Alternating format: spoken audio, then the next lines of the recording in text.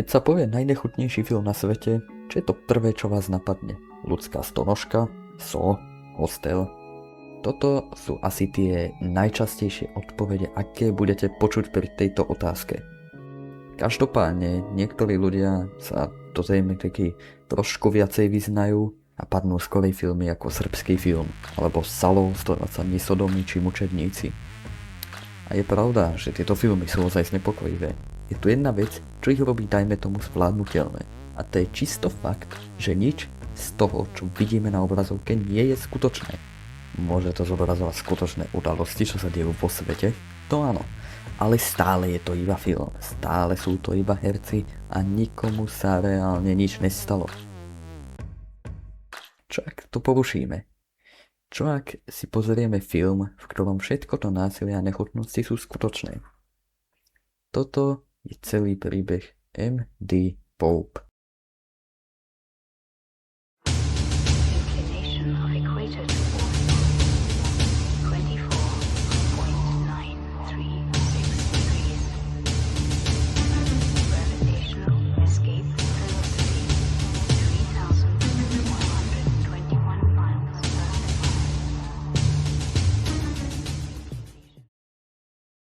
Čo je vôbec M.D. Pope? Veľmi silno pochybujem, že ste o tomto počuli.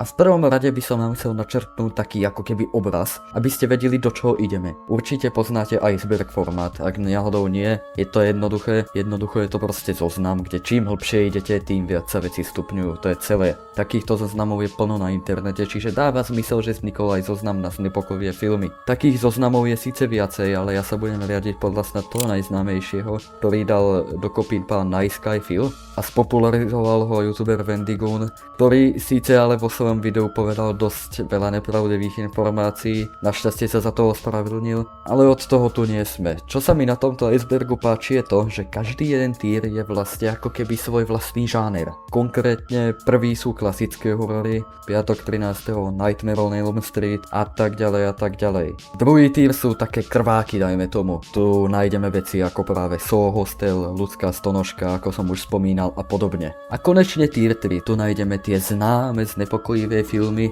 ako je práve srbský film. Len tak pripomínam, tých tírov je 8.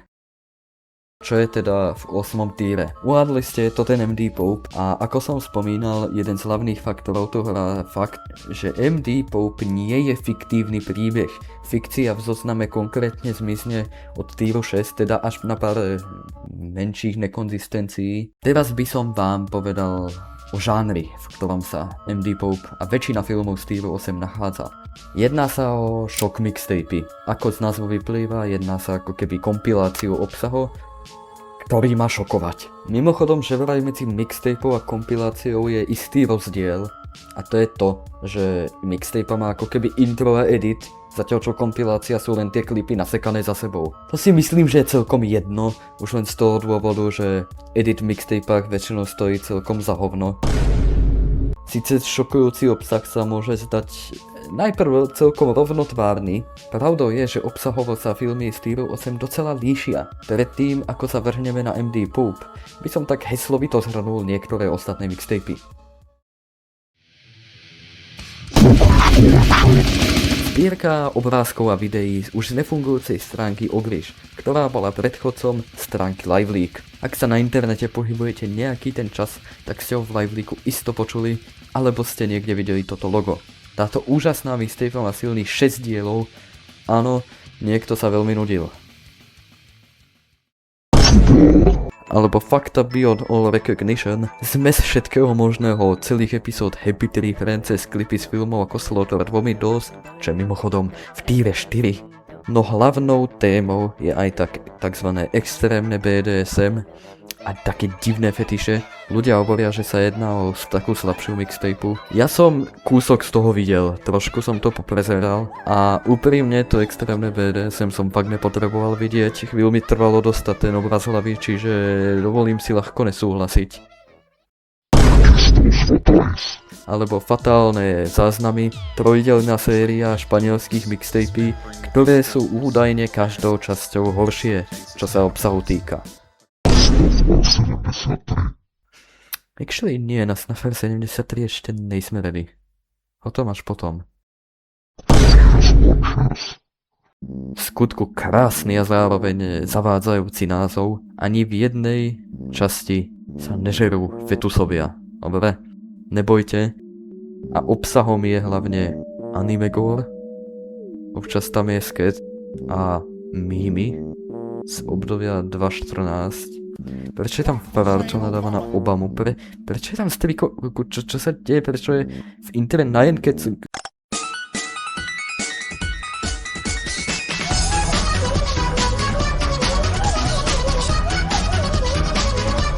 Prečo je táto mixtape a celý totálny shit?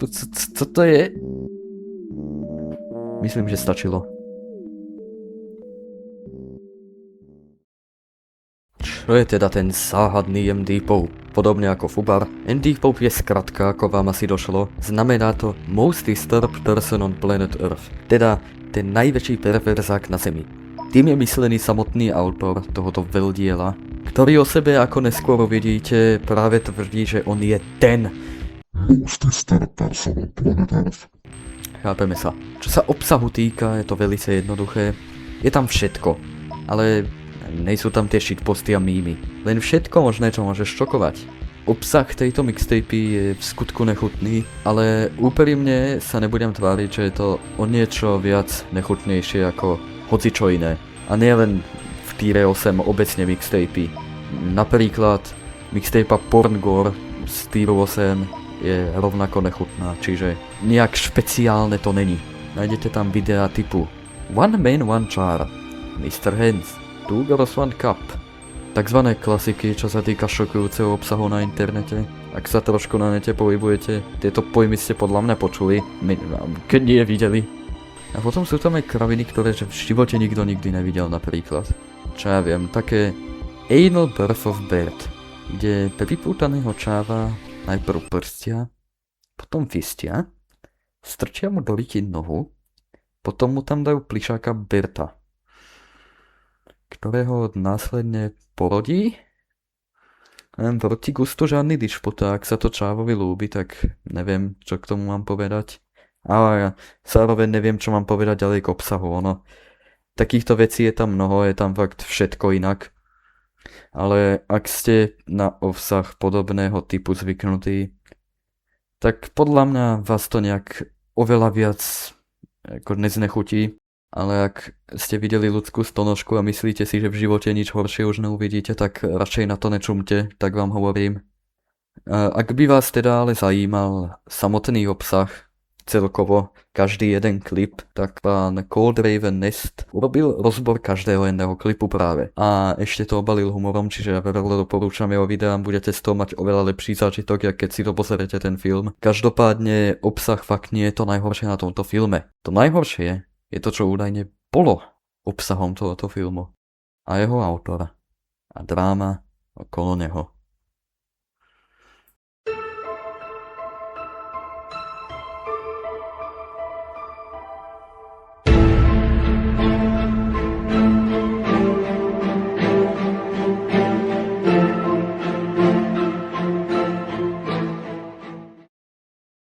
Takže, kto je autorom tohoto stvorenia? Je to človek, ktorý si hovorí Most Disturbed Thomas Extreme Cinema Gore, ale namiesto Cinema Gore, to je Cinema Gore. Ako ste pochopili, tento človek je totálny edgelord, ktorého nemôžeme brať vážne. A okrem toho, že je autor debil, ktorý, ako neskôr vidíme, považuje MD Popa za americký majstrštyk. A hlavne neustále o sebe hovorí, že on je ten Dobre, stačilo. Lenže on svoju personu pekne dosral i s tým incidentom. Tak, a teraz si myslím, že na čase si povedať, čo je Snuff R73. Síce sa mi o tom nechce vyprávať, lebo o tom vyprával každý druhý. And here we are, Snuff R73. This shit is talked about more than a Kardashian Snuff R73. Snuff R73. With what is Snuff R73? R73. To mogło wam się robić... Nese jméno Snuff R73.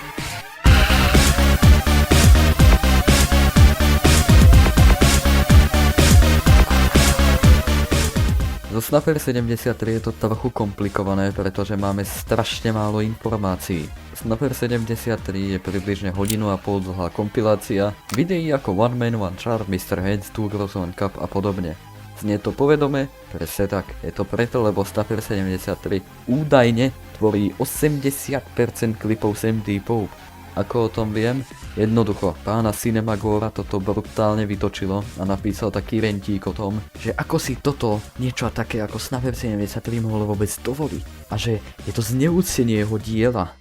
Čo sa týka coveru, tak ten je sám o sebe dosť záhadný, lebo doslova nikto nevie, kto je to dieťa. Boli isté špekulácie, že sa jedná o tohoto chlapca, ktorý je nezvestný, ale keď sa trochu zahľadíme, tak uvidíme, že to není on. Predpokladám, že identitu dieťata na obrázku sa asi nikdy nedozvieme. Je to ako celkom divné a trošku aj znepokojivé, že tam je proste nejaký chlapec, ktorý fakt, že nikto nevie, kto je napríklad. A síce mixtapy tohoto druhu odsudzujem, musím povedať, že to rozhodne dodáva takému mysterióznemu faktoru a jednoducho má vo výsledku Snuffer 73 oveľa väčšiu auru jak nejaký MD Pope, aj keď je to síce kópia. Mimochodom túto mixtapu snad doslova nenájdete a ak hej, tak je sa najskôr jedná o akýsi bootleg. Nie je úplne isté, či je tento Snuffer 73 vôbec skutočný. Záleží len na to, či veríme pánu Cinemagorovi alebo nie. Ale toto není všetko. Existuje totiž Snuffer 73 2 a o tomto vieme ešte menej. Jediné čo máme je tento cover, ktorému ja napríklad nerozumiem. Podľa Cinemagora, čo je vlastne jediný človek, čo to videl, máme šťastie inak celkom, že o tom napísal ako keby recenziu. Obsahom je viac menej násilie, samovraždy, gore, vojna hlavne. Viac menej vecí sú sústredené na ten násilný štýl. Dĺžka je opäť hodina a pol, čiže ja stále nechápem ten obrázok. Čo to má s tým spoločné, hlavne aj kvôli tomu, že sa to vôbec nepodobá na ten prvý, je to totálne niečo iné. To je jedno, hej, nemá to s tým aj tak nič spoločné, ale proste prečo? Tuto máte Cinemagorovú recenziu, podľa neho je to slabé a nudné, jak keby MD Pope nebol Resident Sleeper. Ale ani to není všetko. Snuffer 73 3 není, asi preto, že Snuffer 73 3 znie celkom na hovno, ale tretia mixtape existuje a volá sa prosím pekne Snuffer 73 Nekropedofiliak.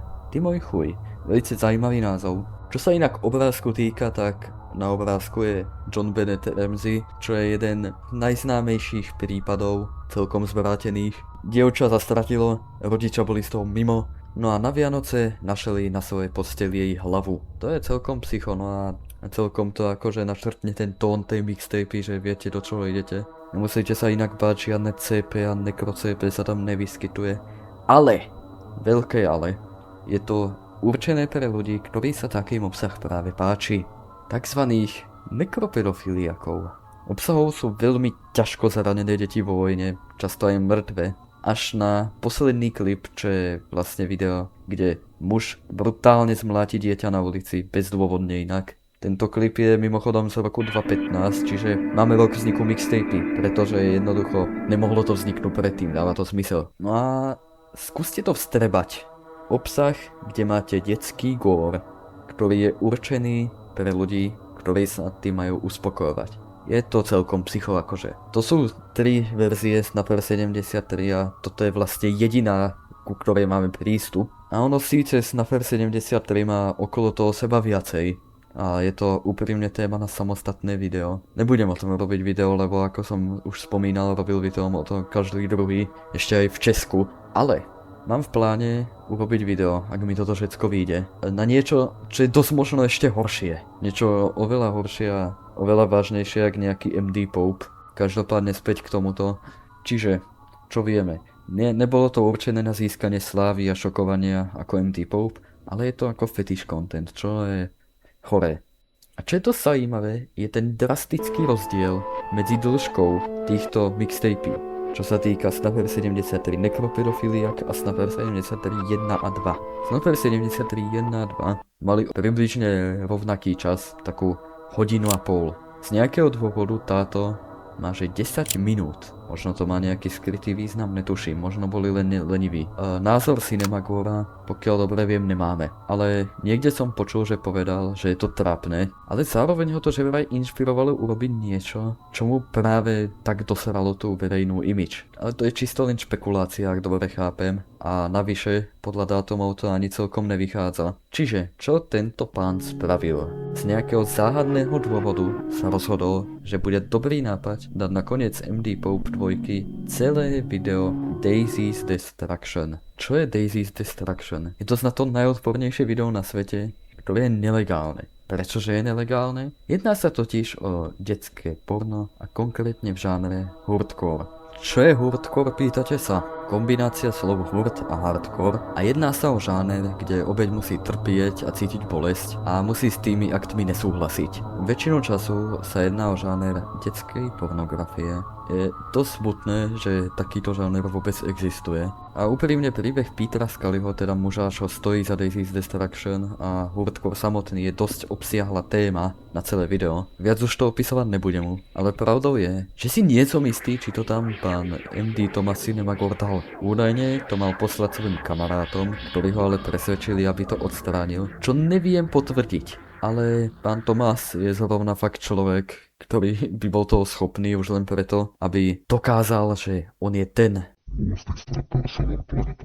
Je to síce debilné, ale čo už. No ale čo je viac dokázateľné je, že do trailerov na MD Pope 2 dal také audio, ktoré znelo trošku divne. Bol to plač, detský plač, až príliš detský. A tento plač patril samotnej Daisy. Čiže sa celkom odhalil, že to má. Potom samozrejme ľudia ho vyhlásili, lebo očividne boli celkom mimo z toho. A on sa k tomu ešte aj priznal, čiže niečo na tom pravdy bude. Tu je čo napísal, také dve odpovede.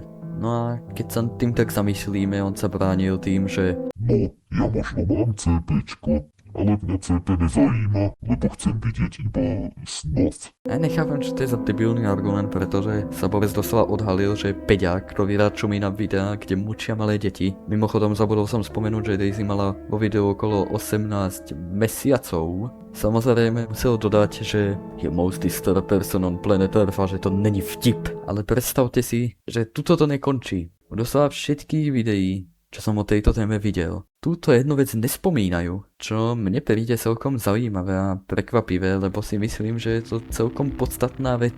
A to je vyjadrenie pána Cinemagora. Áno, je to tak. On sa actually na ten hate vyjadril a odpovedal.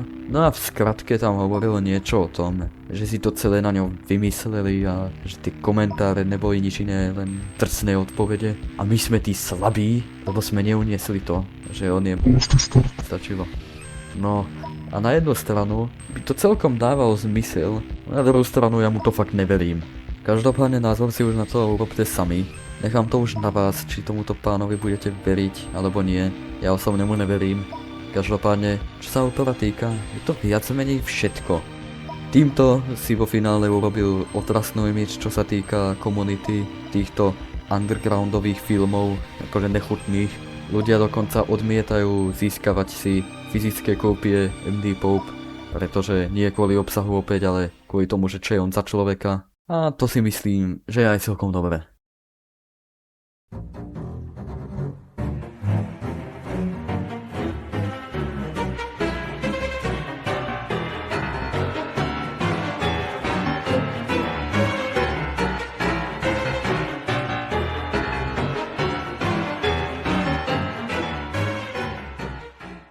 Vo finále to zhrniem. Filmy, ktoré by ste čakali, že na takých icebergoch budú v nižších tíroch, sú úplne hole. MD Pope je dole, pretože všetko to násilie, nechutnosti sú skutočné, ale ak ste na šokujúci obsah zvyknutí, tak nič moc to s vami nespraví a fakt sa na to neoplatí pozerať. Nečumte na ten film, neležu len z toho, že to buď nezvládnete, ale vás to unudí. Už aj len z toho princípu, že čo je autor za človeka a v neposlednom rade je to napríklad strašne nudné z toho, čo som počul. Prvá časť má inak konkrétne 2,5 hodiny, druhá má že 3 a tretia, pokiaľ dobre viem, niečo cez 3 hodiny a 40 minút.